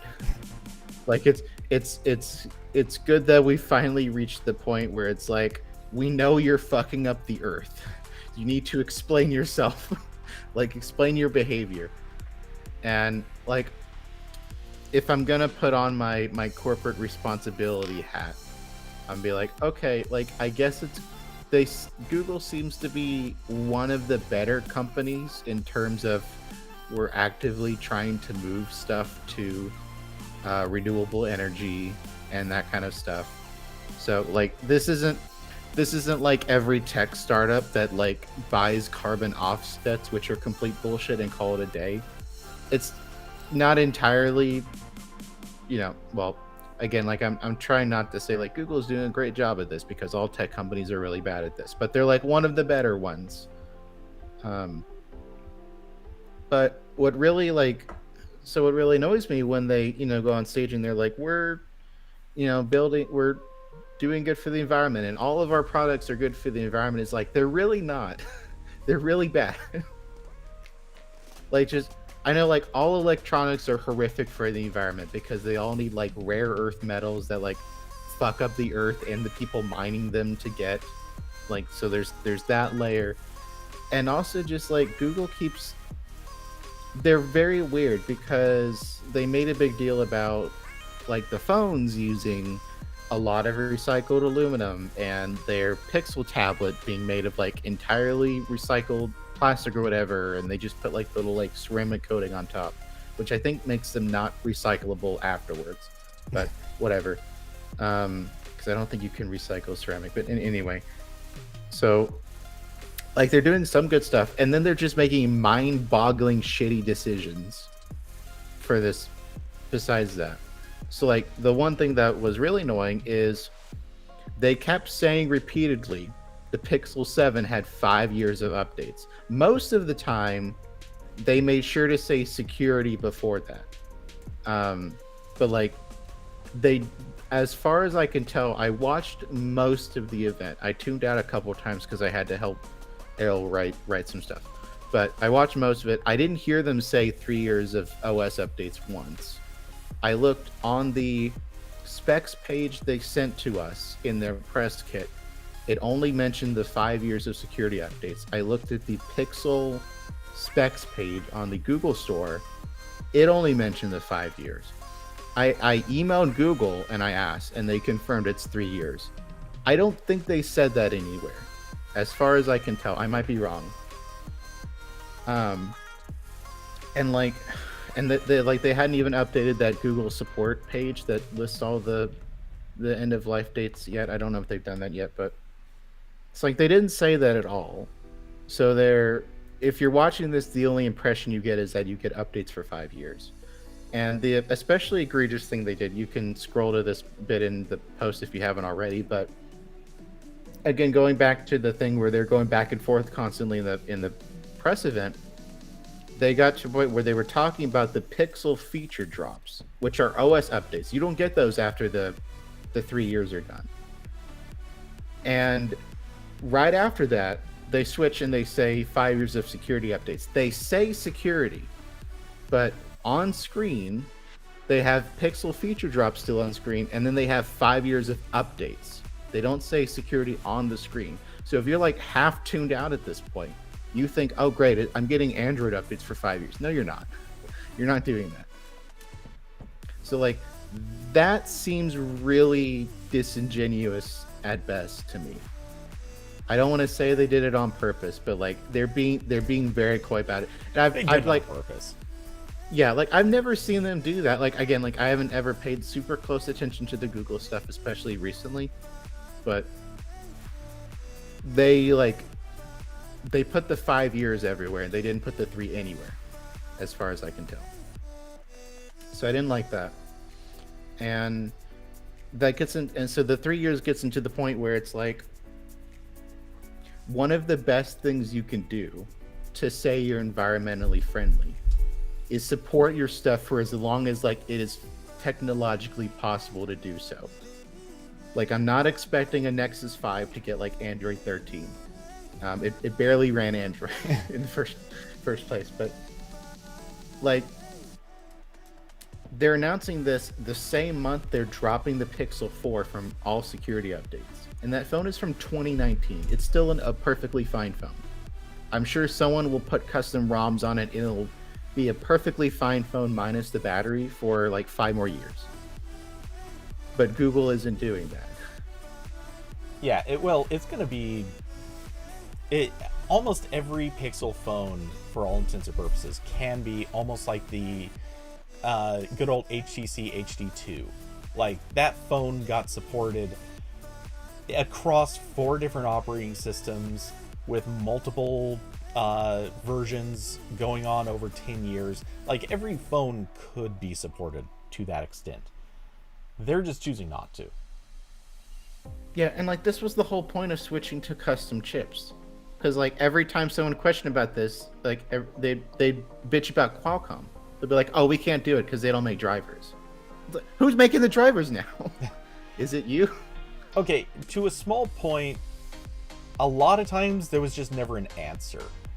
I think they only really blamed Qualcomm once or twice. But yeah. I definitely agreed on the point. Yeah, so like the 3 years of updates that's not really enough, because like it's great that the security updates are 5 years, but if normal Joe has a Pixel phone and he realizes 3 years down the line that, oh, I'm not getting the new stuff anymore, I'm just getting security patches, and that phone is probably going at a landfill or hopefully at least a recycling center somewhere. So like the major OS updates is really important too, and they're still stuck at 3, and I don't know why. And it's really frustrating because, again, like I said this when I wrote about Chromebook updates back when that was way worse. The timer for the updates starts right this second. It doesn't start when you get the phone. So if you get the Pixel in 6 months when it's on sale, all right, you have 2.5 years of updates left. Or if you get it like on discount when the new Pixel comes out, you have 2 years now.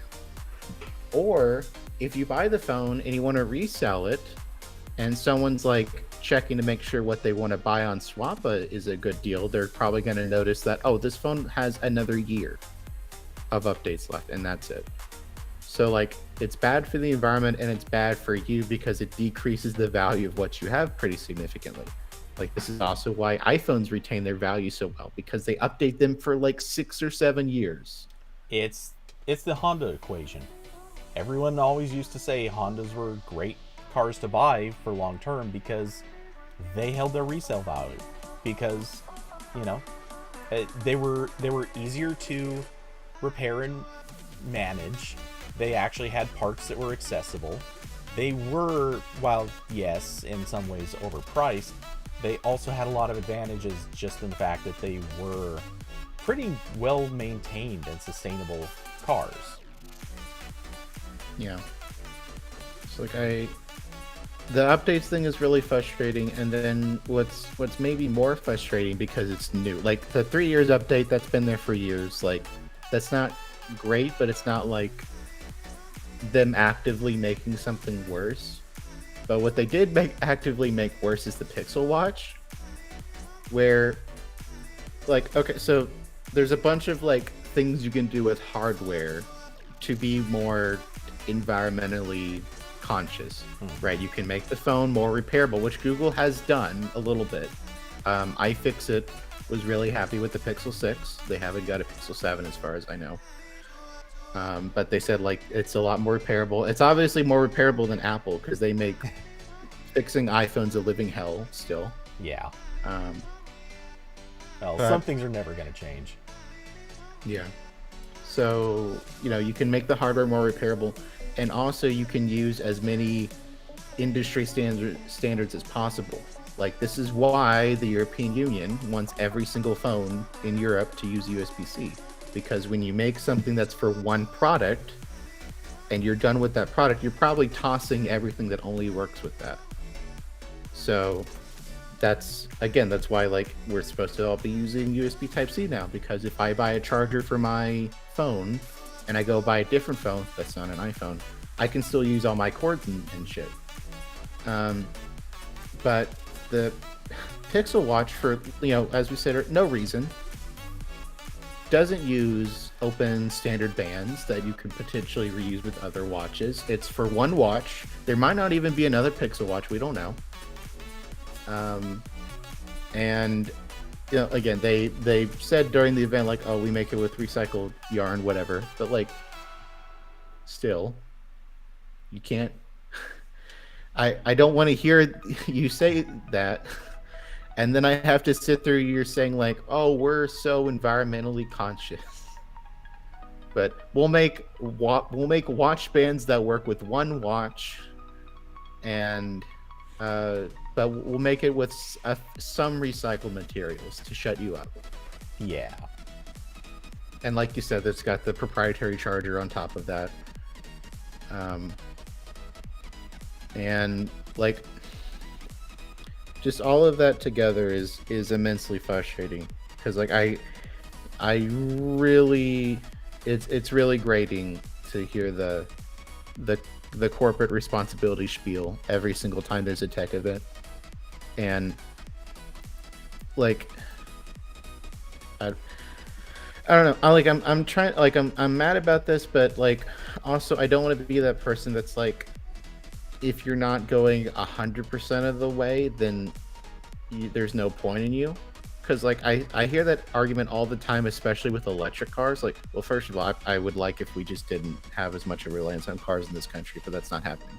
Yeah. So what I hear all the time about electric cars from, like, this is a really popular conservative talking point when they want to bitch about how we're building charging infrastructure. Is like, oh, all the cars still use, like, where does the electricity come from? Oh, it's coming from natural gas or coal or whatever. But it's like, yes, but once we finish this step of switching to EVs, then we can use whatever power we want. That's the point. We don't have to go to Saudi Arabia anymore, who just like spliced up a journalist in an embassy.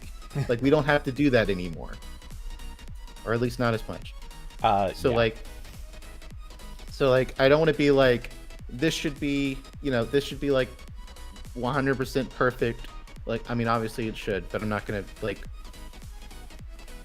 perfect it is the enemy of the good kind of thing. Yeah. But like, there's steps they can be doing here that they're not, that like should really be, like, Samsung does 4 major updates on their phones now. You're telling me the company that makes Android can't do that? And Samsung makes, or at least like partially develops, this chipset. So it's like I don't get it. Plus, this was presumably, and I don't know how much Google ever really made entirely this statement, but they definitely alluded to the idea that the partnership with Samsung for chip development that included Wear, but it included also parts of Android that would be like a few things that were brought over from Samsung's work on Tizen. Like, they merged a lot of stuff, but that also came with that chip deal. And a big implication, if not an outright statement, I'm not quite sure which it was, but I know there was at least a strong implication. It really pushed the narrative that this was Google getting control over the drivers and over the hardware, and being able to do what they wanted. If that's true, then why isn't the thing that they wanted to improve the long-term support? Yeah, they had 3 years of updates on Qualcomm chips. Yeah. And I've said this for a while. I'm not fully prepared to hate on them for this, because they could do the same thing they did here that they did with, forgive me, I forget which phone it was, but at one point in the past, they had promised, I think it was 2 years of updates, and then when the day came that one of the phones was supposed to be retired, they were like, oh yeah, no, that's going to be 3 years now. And it's like, oh, hey, cool, thank you for doing that. That's awesome that you would make that change. I think that was like the same year that Samsung was like, oh yeah, no, we're doing 4 now, so screw you guys. But so I'm not prepared to completely castrate Google on this one, because it's possible that when the 6 and 6 Pro, when their due date comes, maybe Google actually will just hold up a sign and say, oh yeah, we forgot to tell you it's gonna be 4 years or 5 years now. They might. We don't know, but it'd be better to just tell us now. It'd be better to commit to something. It'd be better to say for sure, hey, we are doing this thing. We're building our own chips, and one of the benefits to this is we got to control the driver situation. We got to control the update, the long-term support. They haven't done it. I feel like this is an opportunity to step up, and they haven't done it yet. And again, it doesn't rule out that they could, but it'd be a whole lot better if they did, especially because it would also prompt everybody else to do it. Because right now, 2 companies do this: Samsung and Apple. Nobody else. No one else is supporting their phones long term. At least long enough term. That's a bad look for Google, which I think would ultimately help their sales, not hurt them. And it's a bad look on everyone else. But seeing as the maker of Android is not taking responsibility for this, it doesn't make anyone else look bad enough. And I think it would prompt other companies to push harder to meet those basic standards. If Google jumped in and actually was, obviously they can't lead the pack right now if they just go to 5 years because Samsung's already there, but you know, they could at least, they could call that direction. And you know, they don't have to be Babe Ruth calling their shot, but they certainly could be the next guy to the plate saying, oh yeah, no, I'm gonna knock it out of the park too. Like, do something here. Get yourself on that schedule, and everyone else will follow. Especially because, let's be honest, sorry, I'm gonna hijack this point even further. They just dictated that AV1 has to be supported in the next version of Android. They can do that. They're dictating hardware AV1 decoding is there on every phone, even if you want to update. Can't you dictate support schedules now? You could. Yeah. You absolutely could. It's an option. You could mandate Project Treble support. They don't. Not well, they kind of do, like it's built in, but obviously Samsung's not really using it, so you know, there are other factors to consider there. But come on, like they have this capability, they have the option, they have the partnerships. Use them. This is the stuff that actually matters. Do that. AV1 does not matter that much. Okay. Yeah, and that also gets into the argument of like, wow, tech companies sure do have a lot of money. They could spend that money on things that are good instead of lobbying Republicans and you know, letting Joe Rogan stay on YouTube for far longer than he should have, and a lot of other like social responsibility. Or how about like not cheat on taxes for however long Google was doing that? I'm sure they still are, because I'm sure our tax code is still bad, but like that gets into a whole lot of things of like, wow, this tech company sure does have a lot of power. Imagine if they used it for good instead of showing me 15 ads when I do a Google search. Yeah. But they won't. Yeah. But it's just like the environmental stuff really gets me, because this is like the thing now to look socially conscious. Like it's right up there with like, I'm okay. Well, I was gonna say it's kind of up there where with every tech company when they do an event, doing like showing someone's pronouns on stage, even if like you don't really need. Yes. In terms of like, in terms of like, no one is going on stage and like asking this person a question. They're just talking.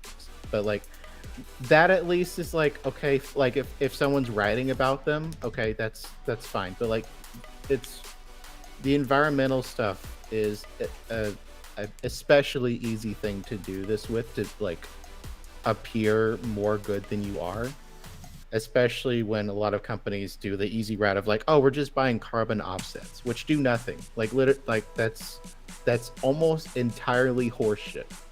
Or it's almost as bad. It's only slightly better than companies like, we're planting trees. Like, great, we will have a tiny bit of air in 40 years. That's what you just said. Yeah, it's 98% bad or irrelevant. It's 98% irrelevant. With 2% of the, maybe, like, it doesn't always hurt. But it's just in the it's all of this is in like the tic-tac-toe of, or the, cross five of like, all right, they did the thing that they need to do to avoid some criticism. Well, and the issue here is almost like not that there is anything good about a company that just brazenly says, yeah, we don't care, but the bigger, or the thing that makes it such a problem here is it's a company that's literally saying, yes, we care, we're doing everything we can, and then you can point to such an obvious example of, no, you're not. Right. You're just in the same, not doing it. Yeah, in the span of 20 minutes, we went from talking about how we're doing all the clean air to the watch that does not work with any of the bands you already have in your home. You have to buy new bands, and it doesn't work with any chargers. And oops, our phone, please buy our phone, especially if your 3-year-old flagship phone is done getting updates from us. You can buy another flagship phone that will also only get 3 years of OS updates. Yeah. So it's the hypocritical behavior that is unfortunately very common with companies, but it's just seemed like a really good example here, and I had to rant about it in written form. Yeah, it's entirely 100% warranted to rant about this, because it's one of the things they could do so well. They could do very easily. At least we assume. I will fully throw my hands up in the air and acknowledge if one of these days Google will come right out and say, okay, for real, here's why we're doing 3 years of updates. It's this reason, it's this practical limitation that we do not have a way around, or at least not a reasonable and practical way around. Maybe that exists. Maybe there is a genuine, like, sorry, we could do it, but it would cost us this much more, or sorry, we would do it, but there are actual technical reasons that just hold us back from being able to do this, or I don't know, something. Yeah, you know what, if you come out and tell us, we'll stop calling you out on it. If there's legitimate reasons, I'm happy to hold my tongue when I can just say, oh yeah, no, they made a perfectly valid point. There's a reason they're not doing it. They haven't done this. Transparency goes a long way if you can genuinely say, look, we have to make products. We're going to keep making products, and here's why the products have this sort of life cycle. All right, cool, accepted.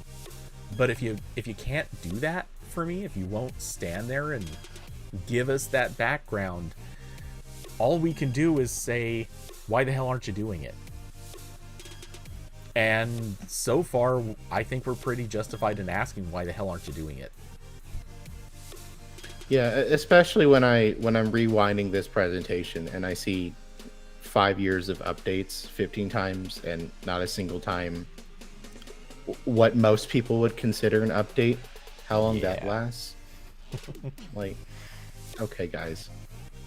It's just I think this is what happens when I have to watch every tech event now. I avoided it because it wasn't my job for a long time. Now I have to sit through all of these, and I had to sit through Apple doing it, even, which is, I think you could make the argument Apple is more hypocritical with this, because they make everything the worst to repair for no reason. They still use Lightning. At least the Pixel has Type-C. So there's like a little bit of a silver lining there, that like if you buy cables for this, it's gonna work with, like, I use my I've still got my Type-C cable that came with my Nexus 5X that I like pull out occasionally to use for something. But Apple's still using Lightning. It just dawned on me that really could have been a good topic for this week, but the Pixel stuff just kind of owned it. But oh well. Oh yeah, that USB-C iPhone. Yeah. Yeah, it's just David said new podcast idea, Corbin Unhinged. I am getting more unhinged. I'm getting more and more radical. It happens every time I find a like podcast episode where I'm like, wow, this like really horrific thing like 30 years ago and no one told me about it at school, and I'm finding out when I'm 24 years old. Yeah, but did you need to be that angry in school? Yes. Good answer. I was angry because I'm like, I know when World War II happened. I went over this in like 3 other history classes. Can we? Oh no, believe me, I I had a lot of complaints about that. I very distinctly remember saying even to one of my teachers, "Look, this is feeling a little redundant when we've covered the same thing like 4 years in a row. Can we just not cover this ever again?" Yeah. Nope, we got to talk about Sacagawea one more time. Oh. Yeah. We have to learn again about how Columbus discovered America, except he didn't. And when he got here, he killed hundreds of people and sold more into slavery. And we won't talk about that. There's not enough time. We got to move on to the other terrible person who also didn't do what everyone says they did. Yeah, and while we're at it, let's just not talk about the British Empire. Yeah, we're just gonna gloss right over that. You don't need to worry about Well, the British Empire is only evil when they did stuff to us. Otherwise, they were super awesome, great, and we loved them. And long live the Queen. Who? Well, okay, that worked out up until recently, but so on.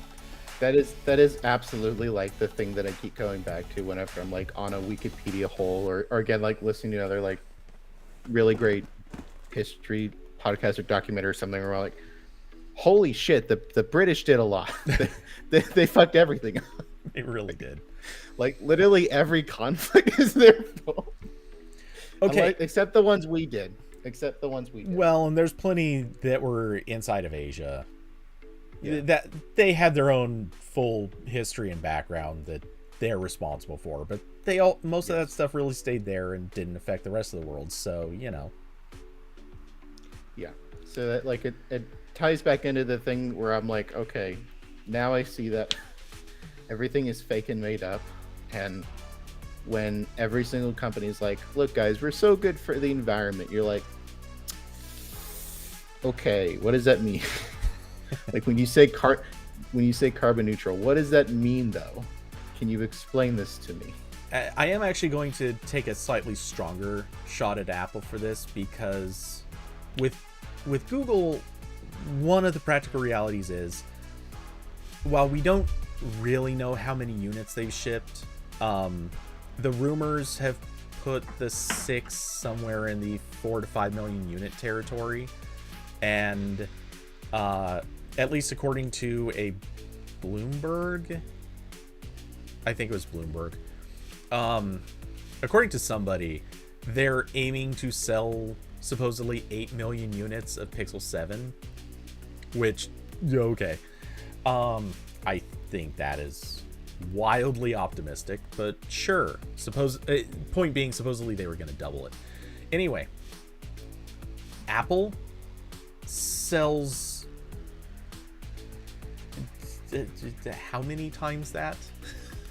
So many more. I don't even know, but it is a lot more at this point, at scale. I can understand Google saying, look, we just don't have good ways or opportunities to make our phones more recyclable, easier to recycle, easier to repair. We're kind of working on some limitations that are present here. Apple goes out of its way to make sure that its phones are harder to repair.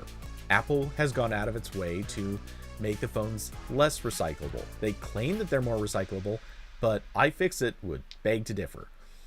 At the end of the day, you have a company here that manufactures so many devices, and they could put some designers to work making those devices a little bit more recyclable, a little bit easier to repair, a little more durable.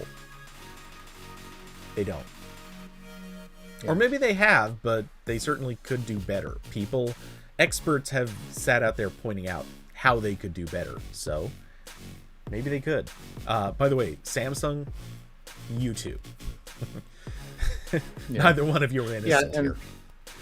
Yeah, and that's like the point I was trying to make very poorly, was like there's a difference between like remaining at the status quo and like actively being worse. Like Exxon is actively being worse at everything.